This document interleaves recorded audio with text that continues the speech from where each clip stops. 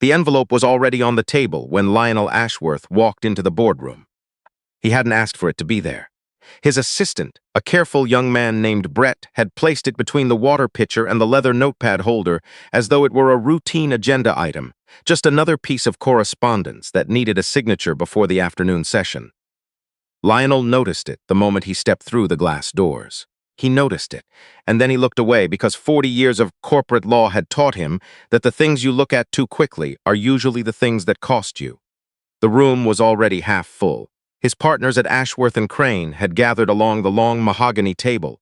Genevieve Hollister near the window, with her reading glasses pushed up on her forehead. Paul Drummond at the far end scrolling through something on his phone. The associates clustered together on the left side like a nervous flock. And there, standing beside the credenza with a coffee cup in both hands, was Roland Fitch. Roland Fitch had been Lionel's closest colleague for 22 years. They had built the firm together after leaving Penfield and Associates in the same week, the same Tuesday in March, with the same feeling of something overdue finally arriving. They had argued over the name for 3 days. They had celebrated their first major client win, the Beaumont merger, at a diner on Queen Street because neither of them had thought to make a reservation anywhere nicer. Roland was the best man at Lionel's second wedding. He had given a speech that made Lionel's mother cry. Lionel trusted Roland Fitch the way a man trusts the ground under his feet, without examining it, without wondering whether it was still solid. "You're late," Roland said, but he was smiling. "I'm on time," Lionel said. "Everyone else is early." He set his briefcase down at the head of the table, and as he did, his granddaughter looked up from the chair against the wall where she had been sitting quietly with a book in her lap. Her name was Josephine, but she had gone by Joe since she was 4 years old and announced at the breakfast table that Josephine was too many syllables for a Tuesday. She was 10 now. Her mother, Lionel's daughter, Claire, had called that morning asking whether Joe could sit in on the meeting while Claire handled a medical appointment across the city. It was a small imposition, the kind of small imposition that families make on one another without embarrassment, and Lionel had said yes, without a second thought. She read her books, and she watched the way certain children do, without looking like she was watching. She was watching now. Lionel had not quite settled into his chair when Joe stood up and crossed the room to him. She moved quickly, the way children move when they have decided something, and she touched his sleeve. "Grandpa," she said in a voice too low for the room to hear, "don't sign that envelope." He looked at her. Her face was completely serious, not anxious, not performing, just serious, with the particular stillness that children have before adults have trained it out of them. "The green one," she said. "Don't sign it." He smiled the smile of a grandfather who has learned to choose his battles carefully. "We'll talk in a minute, sweetheart. Grandpa, sit down, Joe." She sat down, but she didn't open her book. The meeting was a standard quarterly review, billing cycles, client updates, a brief discussion of 2 new matters that Paul had brought in from a pharmaceutical company in Mississauga. Lionel ran the session the way he always did, efficiently and without ceremony, moving through the agenda in sequence. Around the table, people made notes and nodded and offered opinions in the measured, calibrated way that lawyers offer opinions, which is to say they agreed with almost nothing, directly but disagreed with nothing loudly. The envelope sat at the edge of the table where Brett had placed it. Nobody mentioned it, but Lionel was aware of it. He had the sense, and he had learned over 40 years to trust his senses even when he could not yet explain them, that someone else in the room was also aware of it. When the review concluded and people began gathering their papers, Roland moved toward the head of the table. "Just the transfer document," he said. "Before you go." Lionel looked at the envelope. "The Hartwell matter," Roland said. "It's time-sensitive." "Genevieve said the window closes by end of day." Genevieve, from across the room, looked up. "That's right. They need the authorization before 4. Lionel reached for the envelope. Joe was beside him before his fingers touched it. "Please don't," she said. The room went quiet in the way. Rooms go quiet when a child says something that lands differently than expected. Genevieve's reading glasses came down from her forehead. Paul Drummond set his phone face down on the table. Roland Fitch laughed. A short, easy laugh, the laugh of a man who finds children amusing in the way that adults who have never had children of their own find them amusing. "Your granddaughter has opinions," he said. "She does," Lionel said. He was looking at Joe, not at Roland. "Tell me what you saw." What she had seen was this. She had arrived before the others, because Lionel's assistant Brett had let her in early, and she had chosen the chair in the corner because it was furthest from the air conditioning vent. She'd had 40 minutes alone in the room with nothing to do but read and eventually watch. Roland had come in early, too. He had come in 15 minutes before anyone else, and when Brett stepped out briefly to take a call at the front desk, Roland had opened his bag and taken out the envelope and placed it on the table. Then he had looked at it for a moment. Then he had taken it back and placed it in his bag. Then he had taken it out again and arranged it next to the water pitcher, carefully, with the flap facing right. Jo had watched all of this over the top of her book. She had also watched Roland's hands when the other partners began to arrive. He had poured coffee, and he had laughed at something Paul said, and he had shaken Genevieve's hand, and through all of it his eyes had gone to the envelope at a frequency that was not casual. She was 10 years old. She did not know what the envelope contained. She did not know the name Hartwell, or what a transfer document was, or what authorization meant in the context of a law firm's quarterly operations. But she knew, because she was 10 and still paid attention to the things adults had stopped seeing, that Roland Fitch had arranged that envelope very carefully, that he had hesitated, that the hesitation had the shape of a decision that had already been made but still needed to be lived with. She knew that her grandfather trusted this man the way you trust something you have stopped questioning. She knew that the envelope was not routine. "She's a child," Roland said. The easy laugh was still in his voice, but it had moved slightly, the way furniture moves when something heavier has been placed on it. "Lionel, come on. We have a deadline. You put it on the table before the others arrived," Lionel said. "I set up the meeting materials." Brett sets up the meeting materials. Brett put my notepad and my water glass there. He didn't put the envelope. A silence. Outside the window, the city moved in its ordinary way, a streetcar on King Street, a delivery truck double parked in front of the building.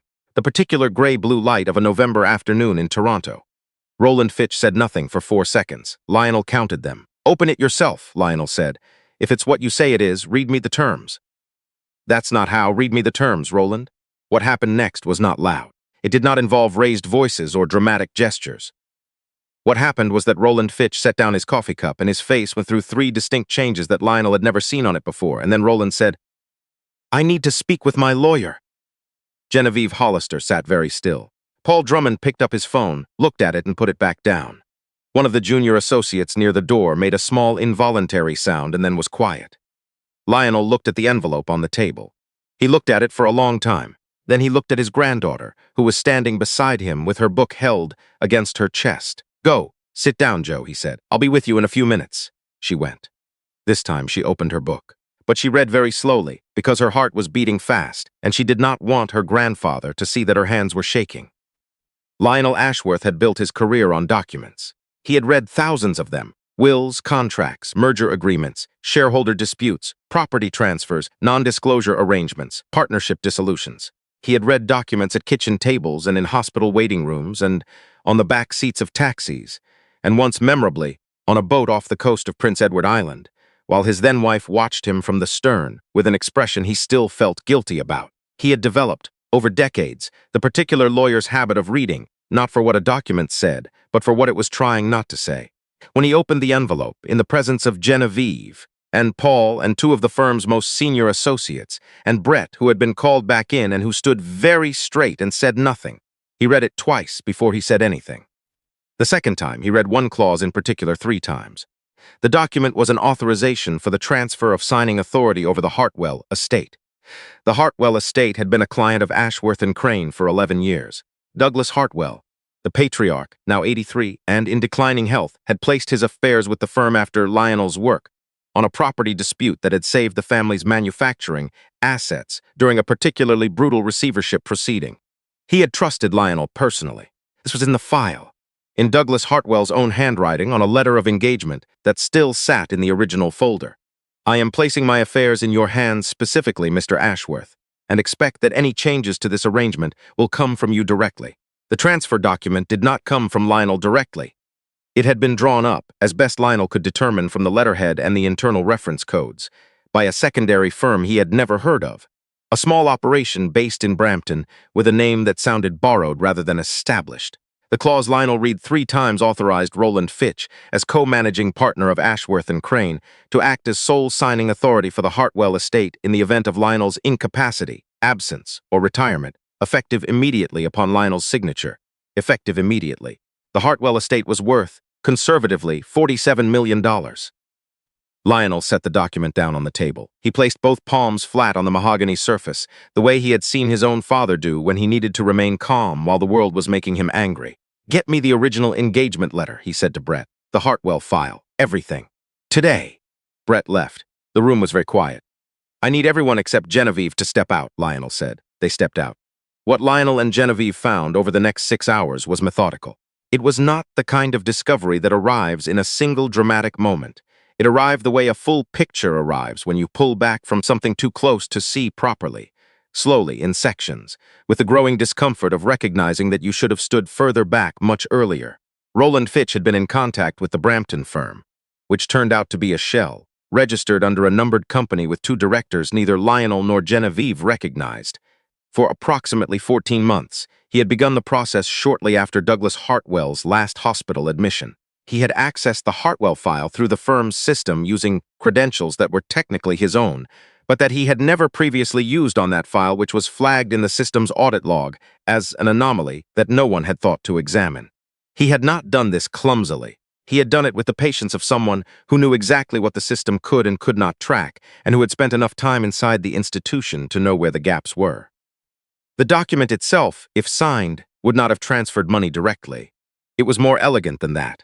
It would have transferred authority, specifically the authority to execute a subsequent transfer that was already prepared, also in the file, also bearing Roland's internal reference codes, waiting like a second door behind the first. By the time Lionel understood the full structure, it was nearly 7 in the evening. Brett had stayed. Genevieve had ordered food from the Thai place on Adelaide that they always ordered from when things ran late. Jo had fallen asleep in the chair in the corner with her book open on her lap and her jacket folded under her head. Lionel sat, looking at the wall for a long time. 22 years, the Beaumont merger, the diner on Queen Street. Roland's speech at the wedding, his mother crying. He sat with all of it, the way you sit with something you cannot change and cannot understand fully and cannot put down. Then he picked up the phone and called his contact at the RCMP's Commercial Crime Division, because that was what you did when you were a man who had spent 40 years insisting that the law was not optional. The call that Roland Fitch made to his own lawyer that evening lasted 40 minutes, according to the phone records that were later obtained. Lionel did not know what was said on that call. He did not need to know. He had been a lawyer long enough to understand that the thing a person does in the first hour after being caught tells you almost everything about who they were before they were caught. What Roland had not anticipated, what, Lionel suspected, he had never truly considered, was a 10-year-old girl reading a book in a corner chair. He had timed the meeting carefully. He had arranged the materials. He had framed the request as routine and time-sensitive. He had counted on the same thing he had always counted on, which was that the people around Lionel trusted Lionel's trust in him, that the accumulated weight of 22 years would make the signature automatic, the way long familiarity makes everything automatic, the way you stop reading a road you have driven 1,000 times. He had not counted on someone for whom the road was still new. He had not counted on Jo. Claire Ashworth arrived at the office at 7:30, still in the coat she'd worn to her medical appointment, slightly breathless from the elevator being slow. She found her daughter asleep in the corner and her father sitting at the head of the boardroom table with a cup of tea that had gone cold. "What happened?" Claire said. Lionel told her, concisely, and without embellishment, which was the only way he knew how to tell anything. Claire sat down across from him. She looked at Jo sleeping in the chair, at the book open on her lap, at the small ordinary fact of her daughter's breathing. "She told you not to sign it," Claire said. "She did, and you listened." Lionel was quiet for a moment. "Not right away," he said. "I told her to sit down." Claire looked at him. "I know," he said. "She's been like this since she could talk," Claire said. "She watches everything. When she was 3, she told me there was something wrong with the smoke detector in the kitchen. I thought she was being strange." 2 days later, the battery failed completely. Lionel looked at his granddaughter's sleeping face. The book had slipped slightly and was resting at an angle. She had a small crease along her left cheek from the jacket she'd used as a pillow. "She's perceptive," he said. It felt inadequate. "She's more than perceptive," Claire said. "She pays attention to the actual thing, not to what she thinks the thing should be." Lionel understood the distinction. He was a lawyer. He had spent 40 years trying to read the actual document rather than the document he expected to find, and he still, sometimes, read the expected one. He had very nearly read the expected one today. The formal investigation took several months. The proceedings were not public in their early stages, and Lionel said very little to the people who asked him about Roland Fitch's absence from the firm. because he had learned long ago that the law works better in quiet than in noise.